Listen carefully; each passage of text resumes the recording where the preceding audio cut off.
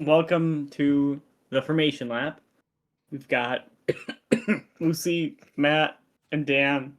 We're going to be talking about the Austrian Grand Prix, which happened this past Sunday, June 28th, and all the events with it. Good recall. June 28th. Yeah, I couldn't have told you what the day of the week, what the day it I was was. gonna say.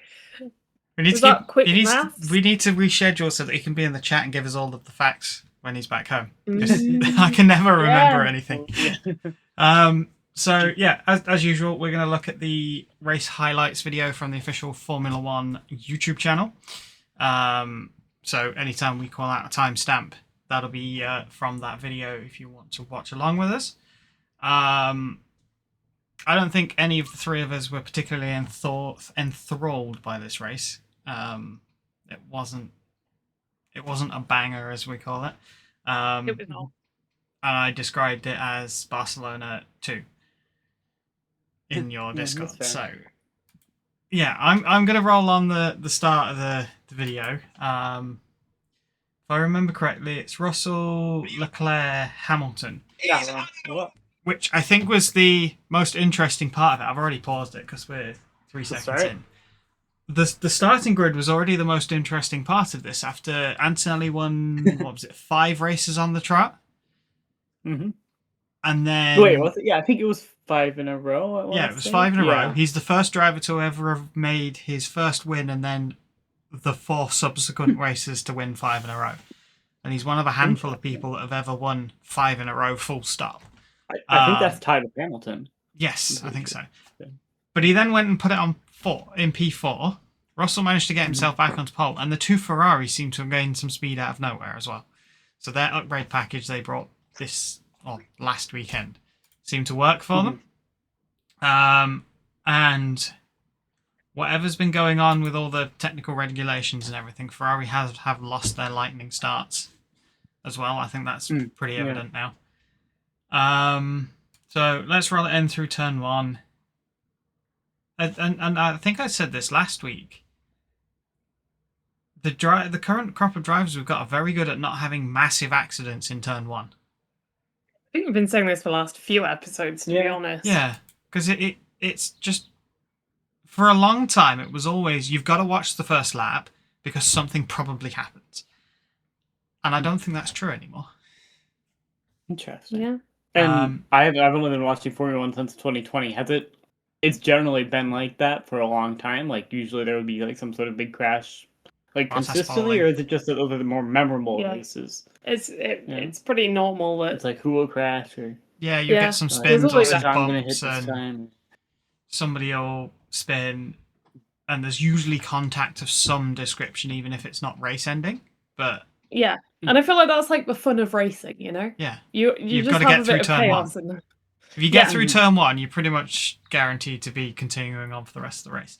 So I've rolled it on to turn 3, which is still weird because it's only the second actual turn in the track. To watch Antonelli go off again after going wide in turn 1. And I'm fairly sure he got a warning on lap 2 for this because he seemed to go off almost at every corner. I don't know. I don't recall them showing exactly why for every single one, but I think he was just avoiding crashing, I think. His engineer, I think Bono said that he had something with one of the brakes. There was something about the brakes that one was like warmer than the other or something like that. Oh yeah, I think there was one that was too warm and they were going long, whatever that means. I don't know too much of the technical stuff, but yeah. So going long, they're usually referring to the brake pedal. So normally you have a set amount of travel in the brake pedal, and then if you go further than that, that's when they start describing it as going long. There's a couple of different reasons. If you've got air in the system, brake fluid is not compressible. Air is. So it'll be quite spongy. Sometimes you get spongy brakes, which is not usually a thing in Formula One because they're usually pretty vigilant with all of that sort of stuff. You can boil your brake fluid. That'll affect it as well. And then there's all sorts of other different things with the brake pads, the brake discs and stuff like that. But it sounds like one of them might not have warmed up properly. I'm not sure. If I remember correctly, though, I Either did that get or it one under was too control. warm, or I don't know, because it was really warm in Austria at the time. Yeah, they were. Like, There they had a were. heat advisory and all that. Yeah, there was a lot of heat issues going on. If I remember correctly, the both Cadillacs retired because they overheated. Within like 5 laps, apparently. Something like that. Yeah, yeah. So that's probably the hottest race they've ever driven their cars in. So far, yeah. So they're doing We'll well. see if they can make it to Qatar or something, or who Yeah. knows with the Middle East. But Yeah, well, we don't know what's going to happen at the end of the season yet. There's still some Middle Eastern races, so we might be ending in Brazil. Which would be amazing. I really hope that happens. Yeah, that'd be cool. Finish in Brazil. does Brazil not happen before Las Vegas? No, I think you're right. I think Las Vegas is now the last one. Sounds like we're ending in America. Yeehaw! think- Happy 4th of July. No. I think we do Austin, Mexico, Brazil, Vegas, something like that, towards the end of the year. That's so weird. Like, but yeah, I mean, it could be more weird, but yeah, just like I guess it does kind of go like a little V. It's a logistical thing. So and if you go back 10 years, what they used to do was literally continent hop all over the place. And then at some point, somebody went, yeah, no, we should cut back on emissions and stop doing this. And there's still a degree of it, but it's a lot better than it used to be. If you look at some of the old calendars. Yeah, I love that they're all together. It's just like having Coda and Los. I guess you probably don't want to have 2 races in the same country right in a row for entertainment purposes. But then you stick in Canada and Mexico. Yeah, you're staying on the same side of the world. It's pretty nice geographically, same continent. Yeah, it's not like they're doing Australia, USA, China, US, and then Canada, and then that, because that's what they used to do. So, Yannick. Is that the Yannick? The Yannick. Whoa, cool. Yeah, the continent hopping was crazy. Hi. Well, I mean, it's probably something that gets crazy, like way back when they only had like 8 races at a time or something like that, and really early. Okay, should we go back to the race before we get back really sidetracked? Because we're going to roll on to, we're 38 seconds in, and we are looking at turn 4, and we're looking at Hamilton going for 2nd place on Leclerc. Okay. Straight around the outside. Yep. Yeah, just straight around the outside.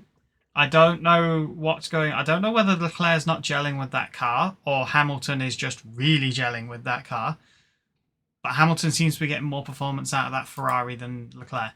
Because we then look at the end of that lap, start of lap 2, which is now 55 seconds, and Antonelli, with his braking problems, is already having a go at Leclerc. Successfully. Oh, no, that's where he ran wide again. So he ran wide on turn 1 again. And I think there's some discussion about him having to give the place back because obviously he didn't gain an advantage, but he didn't lose an advantage by staying. He didn't completely overtake on the track, basically. Yeah, and then because he had to slow down, Verstappen got involved, and then it became a bit of a 3-way fight for 3rd place. And if I remember correctly, which I'm about to see, Verstappen passed the pair of them. Oh yeah, this was a great shot. I remember this. So if you go to exactly 1 minute and 29 seconds, there are 5 cars fighting for 3rd place. You'll love to see it. You do love to see it. Both McLarens side by side. You've got Antonelli in the middle, who's had to give the place back to Leclerc, who then inadvertently gave the place to Verstappen at the same time, and Verstappen trying to pass Leclerc at the same time. So I want to ask about this drone shot that we're just looking at here. Yeah. Because it's caused a bit of a stir on social media. Some people like it, some people don't. I've mainly seen negative. I think people are saying it's a bit too fast and the motion's a bit wacky for people, but also they're struggling to see what the cars are actually doing. Like, it's hard to keep them in frame. What I would say is let them work on this. Let them perfect it. So, let them cook. In the last 5 to 10 years, this has been a thing for drifting. It's been part of the it didn't start as part of the live stream coverage, but it has continued on to be part of the live stream, and they use it quite frequently for replays. And the best thing about it in the drifting aspect of things is the top-down shot. So if you know drifting, you know the cars make a lot of smoke, and it makes it very difficult to see what's going on. if you do a top-down shot, you can see everything because you're looking down above the smoke. For a long time, motion sickness was a problem for that because for the same thing, you've got to have a drone operator that knows how to control it. And in this one, I think some of the motion sickness is coming because the picture is basically sideways. It's at a bit of an angle as the drone's trying to keep up with the cars. And you notice the drone shot's only across 1 or 2 corners, and then the cars disappear because the drone can't keep up with them. So I think they picked sort of the slowest part of the track to try and sort of test this. They just need some more practice with it. I think that's all it is. I think it'll be okay in the end. I think it needs a little bit more work. But I have noticed there's a few drone shots elsewhere. So have you They've got the noticed kind of static ones. Yeah, so static straight down shot, that's a drone. And any shot, I like those. Any shot that you see that's through the air that's perfectly level, that's a drone shot as well. Except the one above the pit lane, that's that wire camera. Although they love the wire camera. They do use that wire camera at strap a drone to it. Yeah, I feel like they've strapped a drone to it at Silverstone before. I feel like I saw that when I was in the grandstand once. They basically had essentially a drone. They did it at... I forget what the corners... Daughter of Poseidon is back. Hello. Hey. I forget what the corner is. It's the former last corner before the old start finish straight. And they did a wire... No, it wasn't a wire camera. It was one of the big boom arms where they could just pan around the inside of the circuit. Oh, that's cool. So that always worked quite well. But I think the drone shot will get better. That's my opinion on it. I mean, even the static ones above were a little bit wacky at the beginning. Yeah. And they've really perfected it now. Yeah, it'll come to them. I believe it will. And drones are fantastic. And like I say, they've been a bit of a game changer in drifting to a point where they use 2 different drones for the live stream now. 2 different types of drones. A question on that you may be able to answer. Does it ever distract the drivers or anything? Because I'm sure it's not as close as it looks, but it looks so close to them, and it's. Let me go back to one of the drone shots in the Formula One. Let's bring it back on topic. So, yes. Well, let's go for we'll go back to 129, and then press play, and then at what point are any of the cars behind the drone? I would be concerned more about the cars behind, that pack. There's the 2 McLaren. The drone runs alongside the 2 McLarens for a little while. It sort of swoops down and then it disappears off into the distance. The other thing you have to remember is drones are about this big. They're not that close to the cars, and when you're driving, all of these guys are looking at the cars around them, not anywhere else. Yeah, fair enough. So, I guess it's just like saying, would the fans in the crowd distract them, or would the helicopter in the sky distract them? There's all sorts going on there. Probably used to it. And if you're a lead driver, you're going to see blue flags, for example.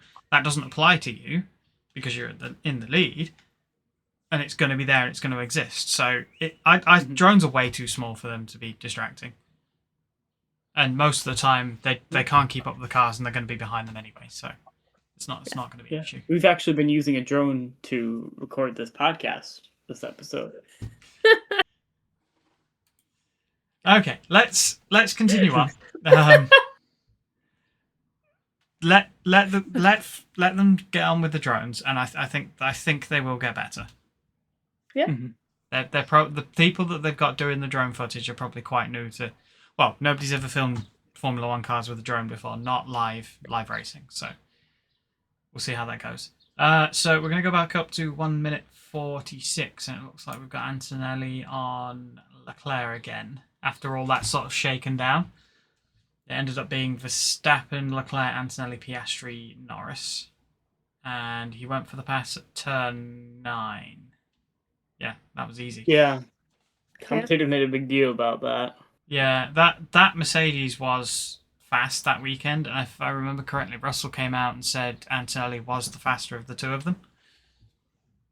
But, and like we said at the start, I think he had issues with brakes and stuff, so Interesting. Yeah. We then skip to lap 11, 2 minutes and 7, and I think this is where, for quite a while, Hamilton and Verstappen went at it. Yeah, looks like it. Yeah. Yeah. Verstappen did the classic on the apex, run the other driver out wide. You know, that's what he does. And then Hamilton came straight back past him on the following straight with a massive lockup from Verstappen. Yep. And I think this is probably the best sort of side by side racing we had all day. Yeah. Yeah, and then Hamilton runs Verstappen off the track, give him a taste of his own medicine. Twice, I might add. But that's it's always fun when those two race. But because if I remember correctly, Verstappen was like, "Yeah, immediate penalty," and the stewards didn't even look at it. But I don't think he was fully alongside Hamilton at any point there, and he was all.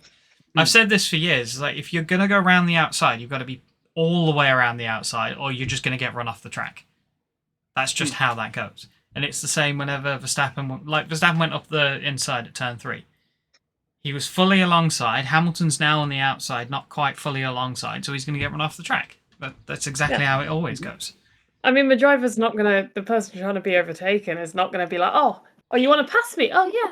Let me just, I'll get out your way. Yeah, exactly. You know? Of course not. And if you're being super fair and you're doing like club level racing or you're in historic cars or whatever, you're probably going to leave the guy enough room on the outside. But this is their career. This is, it doesn't matter. It's not a 100-year-old race car that they're going to crash. So it doesn't matter, as it were. If that makes sense. So you have to fight a lot more for it in Formula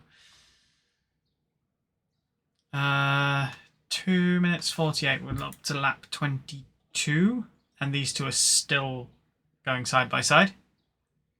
And I think this is all pace now. So we talked about this at the start of the season where we had the whole recharge and battery deployment and all that sort of stuff.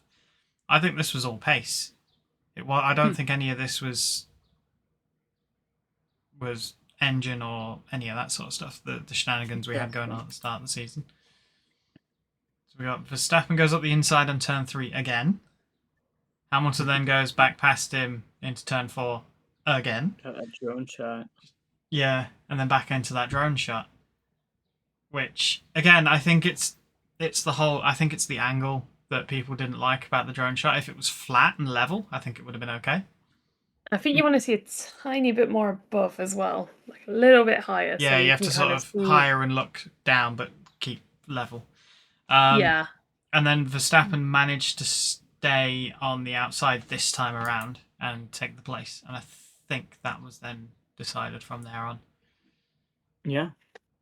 I think Hamilton pit pretty soon after that too. Right? Yeah, he tried to run a 3-stop, the same as Barcelona, because just trying to do Spain again. Yeah.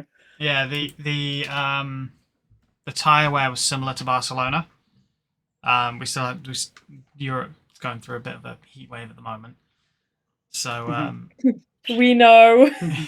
Yeah, you went to Italy during it, didn't you? Yeah. So we had the UK heatwave, and just as things were cooling down and becoming bearable to go outside, we're like, yeah, let's go to Italy. I mean, we booked it well in advance. Oh my gosh. Let me tell you, we melted into a puddle. It was horrible. But we had a great time. Okay, so. Anyways. Yeah. 341. The bad luck of Williams continues. It's a bad year to be a Williams fan.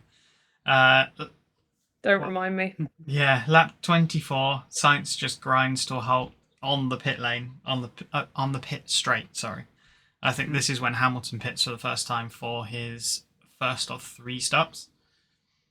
At this point, I think Russell has already stopped because he's now P2 behind Antonelli.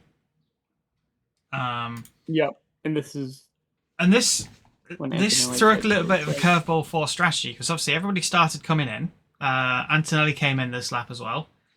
Hamilton, I believe, came in shortly afterwards. He hasn't come in immediately. Russell takes the lead again. They throw a virtual safety car, and then they close the pit lane because they brought Sainz's car through the sort of gates where the team come through to bring all the kit out for the start of the race when they're on the grid. So that was where the marshals brought Sainz back through, so they had to close the pit lane to be able to do that. So anybody who pitted before that was great, and then there was a bit of time afterwards, which is I think when Hamilton came in on lap 26 by the looks of it. Yeah. Was that his second pit stop then? No, I think that was his first. Okay. But they put softs on, which I think then set the tone of, yeah, he's probably going to 3-stop. So, yeah, it kind of says to me as well, we're 4 minutes 30 into the race. We're on lap 30 of 71. Yeah, but this race kind of set itself out to be similar to Barcelona in there wasn't a great deal of racing, but there was a lot of strategy going on, especially from Ferrari and Hamilton. And it kind of just petered out into nothing. Yeah. Because I don't think Hamilton quite had the speed on the softs, and I think he put some hards on later on that he had on the mediums. And then what we're watching, Piastri and Leclerc. No, Piastri and Hamilton passing Leclerc, so we're now at 5 minutes or so in. I think some of that. Oh no, Hamilton didn't quite get past Leclerc, but Ferrari had some team orders here because Hamilton's on different strategy to Leclerc, which makes sense. They did race side by side for quite a number of corners, though.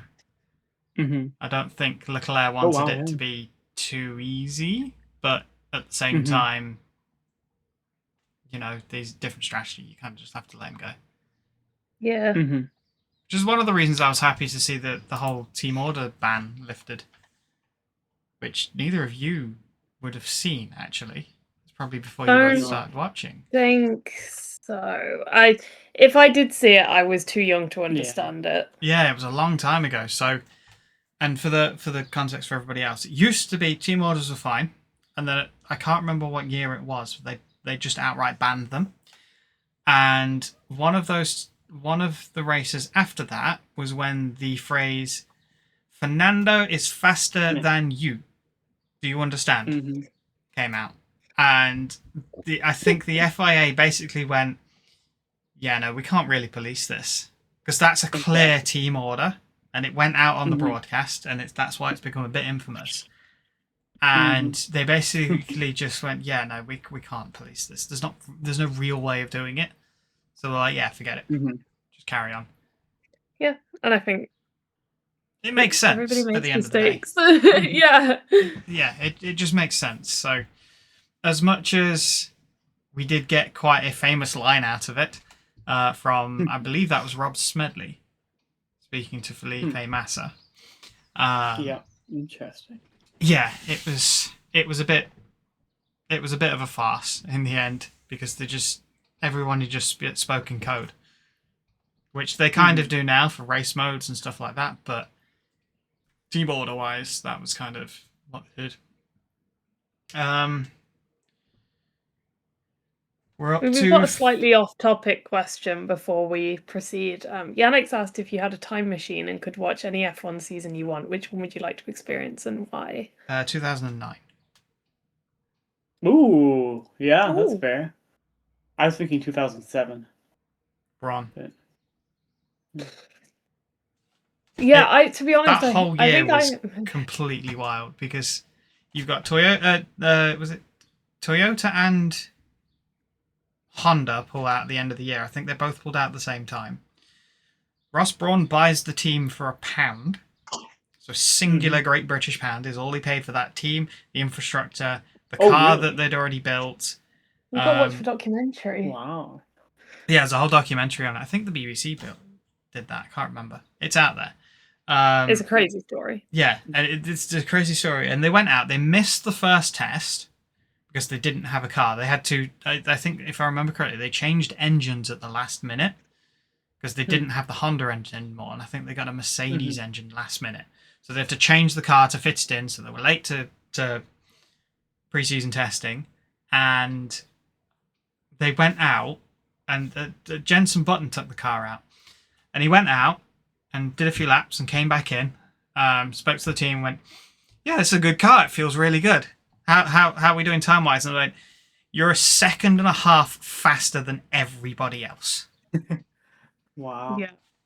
And vividly they remember, absolutely dominated the first half of the season, and the fact that they had no money really showed very quickly, because they stopped winning very quickly. And it was only by virtue of the fact that they won so many races at the start that they won the championship. And did they get the constructors as well, or was it just... Yeah, it was both. Because they had Runes Barrichello as well, so they were doing 1-2s at the start of the season. And it's also where we got the famous line, "Monaco baby, yeah," from Jenson Button. When he parked in the wrong place and had to go sprinting down the start-finish straight. Oh. Yeah, I don't remember much from that era. Like, obviously I remember snippets, but I have a vivid memory of my literal foundation teacher. So this is like when you're about 4 or 5, for those not in the UK or that have different names for these things. It was literally before year 1. And my teacher came running up to me in the playground, like running at me. And because she was an F1 fan, and me and her were like the only 2 people. So like she was a teacher, and I was the only kid in the class that watched F1. And she was F1 mad, like Lewis Hamilton obsessed, and I was Lewis Hamilton obsessed. So the 2 of us got on great. So basically, she came running at me, and she was like, "There's a new team, Brawn GP. They're going to be really fast." Blah blah blah blah. Like I can't remember the exact timeline, but I remember her telling me with such enthusiasm about this mysterious new Brawn GP and how they were either about to or were wiping the floor with everyone else. And I vividly remember hearing that and going, "Wow, Brawn GP!" And then like all my friends around me, like because we were all playing together, they all just looked at me in complete confusion, like, what are they talking about? But I vividly remember that happening, and I don't remember anything else of 2009. That is all I remember of 2009, that moment in the playground. Nothing else. Yeah. Go on, you 2 have got to give an answer now. Yeah. I said 2007. Oh, yeah, 2007. Yeah. Yeah. So that was that was Hamilton's first year, wasn't it? Alonso and Hamilton, and then Raikkonen with his comeback. Yeah. Or come through, I don't know. Man, I struggle. I might want to pick... Doesn't have to be a year you've seen, though. That's the other thing. Yeah. I'd really love to experience 2020 again, like for the first time. I think that was a really special year in F1, just for how much I enjoyed every single race and how special and it was also memorable a bit weird. Every race felt. Yeah, like the podium robots and the all sorts was going on in 2020. The empty racetracks. That was the weirdest thing. Yeah. The whole thing was just bizarre. If I remember correctly, that was the year that Hamilton won on 3 wheels. Yes. Yeah. And there was nobody there to cheer him on. Oh, shoot. Yeah. Yeah, it was a really special season. So I if I could like experience it for the first time over again, I'd probably pick that one. I don't know. Otherwise, I might go for one that was quite close. So, I mean, 2007 is a really good shout from Dan. So I might copy that, or I might go for one of the Vettel dominance ones. 2008 kind of would have been looking good as well. back. Hamilton's That was another one that came to mind because, like, obviously I watched that one, and I do remember very vividly the moment he won the championship. If I was going to pick a Vettel era year, it'd be 2010. Okay. Purely because 4 drivers went into the final race at Brazil with the chance of winning the championship. And if I remember correctly, at one point on lap 1, Vettel was facing backwards. Yeah, I think you're correct. I think I watched the highlights for that race, and I think that was a really good one. Okay, yeah. We're all kind of around the same era, so I think it's decided what the best era of F1 is, and we're all a little bit biased. Just for us, though, that's specifically. So I don't really remember anything pre-2007. Yeah, that's fair. So It was a really good question. Yeah, Yannick, the Vettel Prime, because I fell out of F1 a little bit when they came away from free to view TV and moved on to Sky. Was it? Yeah, something around that. The problem I had So with the that whole kind of the whole Vettel era is the same problem I had with the whole Verstappen era. It was one person winning every race, and it kind of got dull very quickly. Whereas, but wasn't that just like 2011 and 2013? for Wait, 4 years. 10, 11, 12. Yeah, but 2010 and 2012 weren't those both kind of like closer championships? It wasn't as dominant as Verstappen was, that's for sure. Mm-hmm. But quite frequently and more often than you'd like, Vettel was the one that was winning. But it was the same as Verstappen. It was just the one Red Bull driver winning. Whereas if you go back to when Mercedes were winning everything, it was either Hamilton or Bottas. It was one or the other. Of course, Hamilton, Rosberg back in or back at 2016 was 2016. Yeah. I was going to say 2016 actual cinema, so maybe that as well. Yeah. Shout out to the Silver War is the video. I think we all know the one I mean. Yeah. The big YouTube documentary. The YouTube documentary someone made about. Okay. Let's keep getting through to the remainder of this race. As much as it wasn't that exciting, we should finish off. Any other questions we'll go to back at the end. So yeah, 5 minutes 40 or so. We're getting second rounds of pit stops. I believe this was Hamilton's second stop as well. And then I think he gets a third later on, but doesn't really recover from it, as it were, because he goes back onto the hards at this point. So he's been medium, soft, hard, I think. And if I remember correctly, he did not like the hards at all. And I think this is where the 3-stop came undone for him, because he didn't get on with the hard tyre in any way and lost a heap of time because he got stuck. I'm just watching replays of him stuck in and around Piastri. Piastri. Yeah. Looks like it.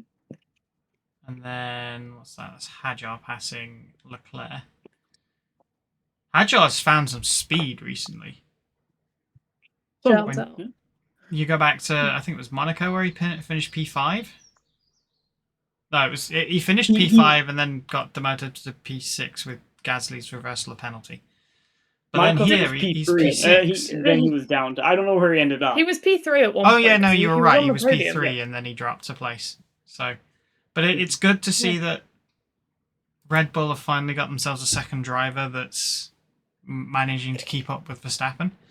And I wonder how much of that is the change of team principle, or how much of that's the change of car. Yeah, because like I saw a post online about this recently where it's like we're kind of at big four teams again. Like McLaren, Ferrari, Mercedes, Red Bull are kind of always in that top 8 if they don't DNF. So like they compared it to kind of like 2019, 2020 with Albon, who had probably a similar gap to Verstappen at the time. But we just haven't had the Red Bull trauma of seeing like the end of Perez's time and then Lawson's 2 races and then Tsunoda's rough season where everything was so close. Yeah. But it'll be interesting to see if and when the cars get closer together, how well Hadjar stays with Verstappen or can stay close to him or close in those points. We have seen this to a degree before with other drivers where they'll show 1 or 2 sort of flashes of speed in the car and then they just disappear back down again. But this has been 3 races at this point that he's been up there. So, and like I say, I don't know how much of that's. I'm not doubting him. I would love to see him do well, but yeah. And then just playing through the rest of this, there's not really much else that happens. The highlights themselves skip from like 56 to 71. And there's there's not really much else to say. They probably do, don't they? I mean, the last lap got a little interesting with how close they all got. Yeah, Antonelli was chasing Verstappen quite closely until the finish line, where he finished, 0.3 of a second? Maybe a couple more laps and he might have got past. But it's good to see, to be fair, it's good to see the top 3 finish within 2 seconds of each other. Yeah. So it says to me that all the upgrades that the likes of Red Bull and Ferrari and McLaren are all bringing are now pushing Mercedes and putting pressure on them because they've been romping away with it for quite a while.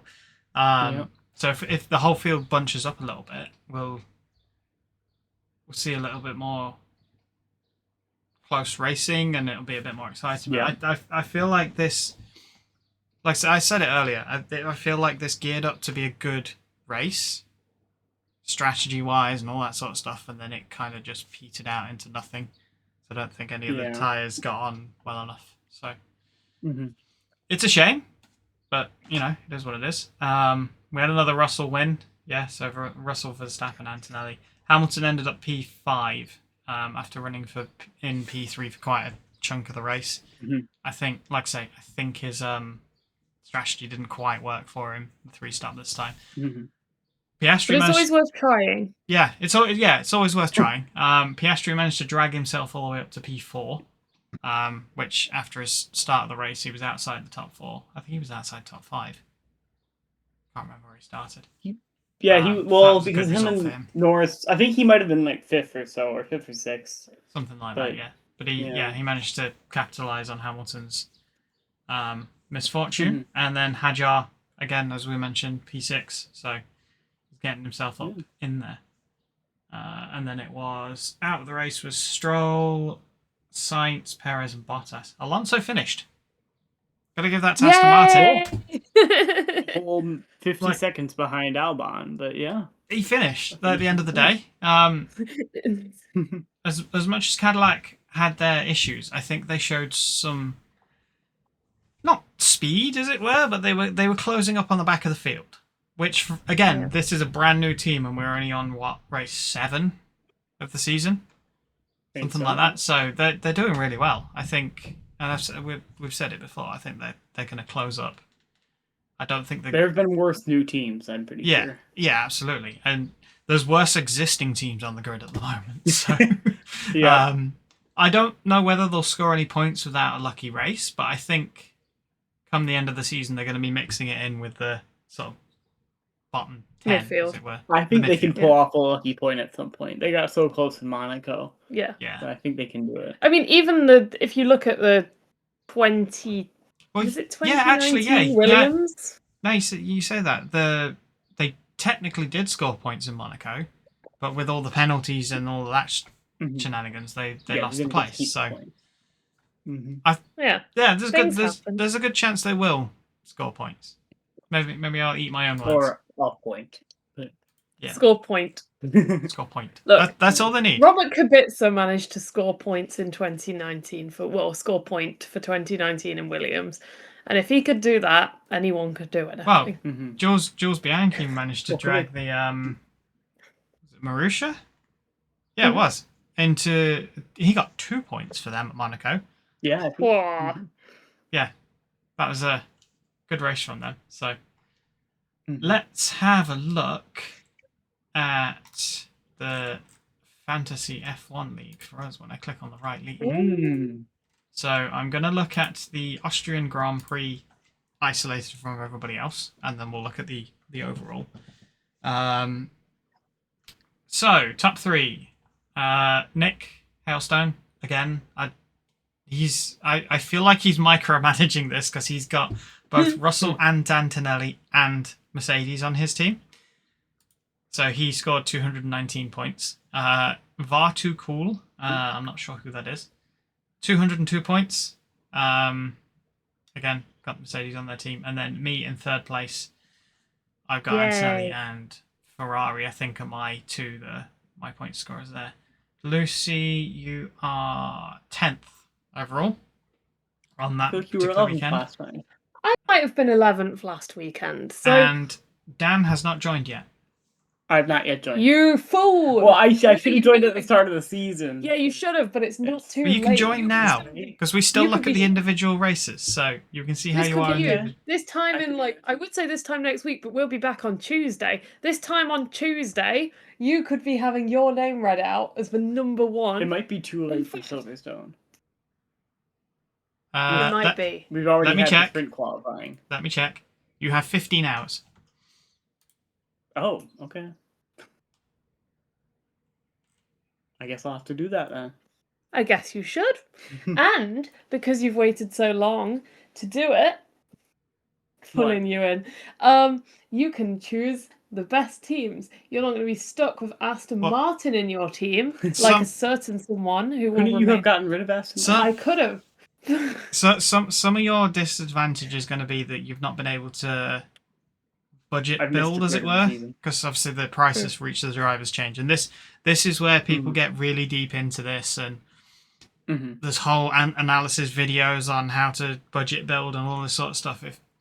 I've not been doing that. I have been doing a little bit of team changes here and there, and if I sell everybody now, I get 115 million because of the valuation changes. But that's not by design. That's just luck more than anything.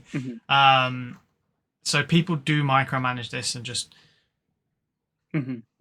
I've said this before and I'll say it now. We're just for a bit of fun. There's no stakes here and that sort of thing. So. It's fun. Yeah. That's all it's for. There were stakes, but they turned into Audi. Nice. Yeah. that was a good one, right? Right. Let's look at the overall. We've still got Nick in P1. He has not moved since the first race. He is going to be there for the rest of the season, I think. However, I am catching him. I am in P2. I did not outscore him at Austria, but Barcelona I think I did, and then we've got McCann is back up into third place, so he's gained I think maybe 1 place, and Lucy, you are, where are you, 9th place, so you've dropped at least 1 place. Oh, you dropped. But you are top 10. It's fine. Still in the points. Yeah. I'll take it. You were at the back at the start of the season, so. And then I reminded you to drop Alonso, and here we are. Sergio Checo Perez, Sakir 2020. That's me. He didn't win the championship, though. Well, he won the race. Lost the first challenge. Oh, sure. Yeah. Okay. Dan going for crazy comeback, yeah. Going to win overall. Yeah. Do you guys like my gigantic bottle of water? It's not that big. It's actually really. What a great Formula One question. Speaking of Formula One, we got the Lego race coming up in Silverstone. Yeah, so looking forward to this weekend. If you're watching us, is it an actual race? Are they actually going to race? So Silverstone, they've got again. I think it's same as last year. They've got the Lego go-karts, but instead of being 2-seater, everybody has their own. Which is brilliant. And it's supposed to be it's labelled as a driver parade. And the idea is they do a lap of the track at quite a slow pace and wave to the crowd. Racing drivers being racing drivers, every time they are allowed to drive, they go crazy. So there'll be YouTube videos on this, I'm sure. So if you don't see it live, you'll get to see it. Then it'll be all over social media. Oh, of course it will. All over it. Will.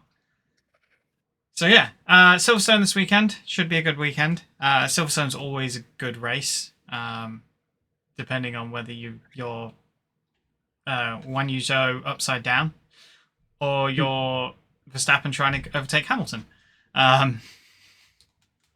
There's usually something. Oh dear. Hey, or Lewis on 3 wheels. Yeah. Hamilton on 3 wheels. There's always something goes on. Silverstone is just a fantastic track in general. My FOMO, let me tell you that. Yeah. Such bad FOMO.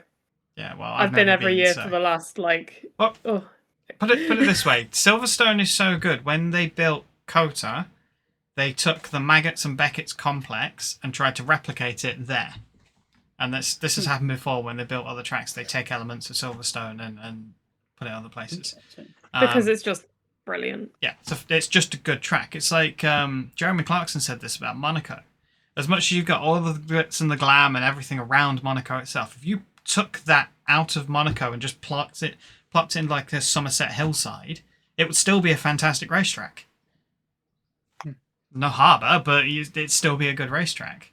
You still wouldn't be able to overtake, but you get my point.